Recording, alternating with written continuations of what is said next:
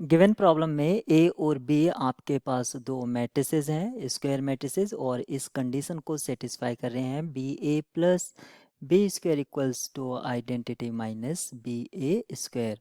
क्योंकि सभी में बी है इन्वॉल्व है तो सारी टर्म्स बी वाली एक साइड आप कलेक्ट कर लीजिए। तो ये हो जाएगा B A plus B square plus B A square equals to identity, और अब आप बी कॉमन ले लीजिए तो a plus B plus A square equals to identity. अब यहाँ पर ऑप्शंस की तरफ अगर आप फोकस करते हैं, a is non singular, b is non singular, product is non singular और सम इज़ नॉन सिंगुलर, इस तरह से हमें ऑप्शंस दे रखे हैं। मैं रैंडमली चूज़ कर लेता हूँ a को 0। अगर मैं a को 0 मैट्रिक्स चूज़ कर लेता हूँ तो यहाँ से मुझे क्या मिलेगा, b और inside b equals to identity, यानी कि b square equals to identity. यहाँ से हमें ये पता चल जाता है कि b square equals to identity है तो b आपका नॉन सिंगुलर होगा। b आपका क्या होगा, नॉन सिंगुलर होगा। ऑप्शन बी यहाँ से आप टिक कर सकते हैं। और अगर आप देखते हैं, अगर इसको और थोड़ा सा क्लैरिफाई देखते हैं तो हम किस तरह से देख सकते हैं। ए को मैंने 0 मैट्रिक्स चूज कर लिया है तो इस ये जो स्टेटमेंट है कि ए हमेशा नॉन सिंगुलर होगा, ये हमेशा ट्रू नहीं है। अब उसने कहा है A plus B is non singular, यानी कि जो सम है वो नॉन सिंगुलर होगा।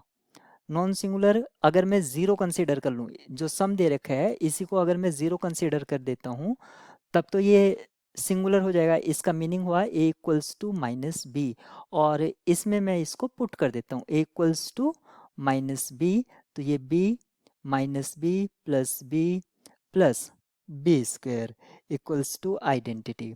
यहाँ से मुझे क्या मिलता है, B cube equals to identity, यहाँ से मुझे ये मिलता है। यानी कि इससे भी हमें एक तरह से मिल रहा है कि बी आपका नॉन सिंगुलर होगा। अब प्रोडक्ट की बात करते हैं कि A B is non singular. जब मैंने ए को 0 चूज करा था,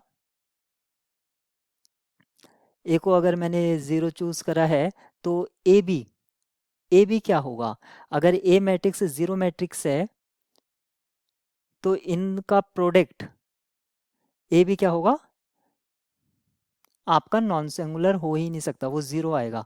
क्योंकि ए को मैंने 0 मैट्रिक्स चूज कर लिया है तो यहाँ से आपका ऑप्शन डी भी आपका डिस्कार्ड हो जाता है, और ये वाला ऑप्शन सी भी डिस्कार्ड हो जाता है।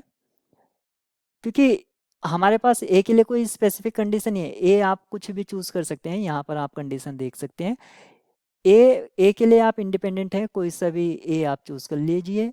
तो ए को अगर आप 0 मैट्रिक्स कंसिडर कर लेते हैं तो यहाँ से ही शुरुआत में ही ए इज़ नॉन सिंगुलर, ये वाला जरूरी केस नहीं है कि ए हमेशा नॉन सिंगुलर होगा, ऐसा कंपलसरी नहीं है। और अगर ए को 0 ले लेते हैं तो प्रोडक्ट भी आपका 0 आ जाएगा, तो वो नॉन सिंगुलर वाली कंडीशन यहाँ से फर्स्ट में ही ए और डी डिस्कार्ड हो जाएगा।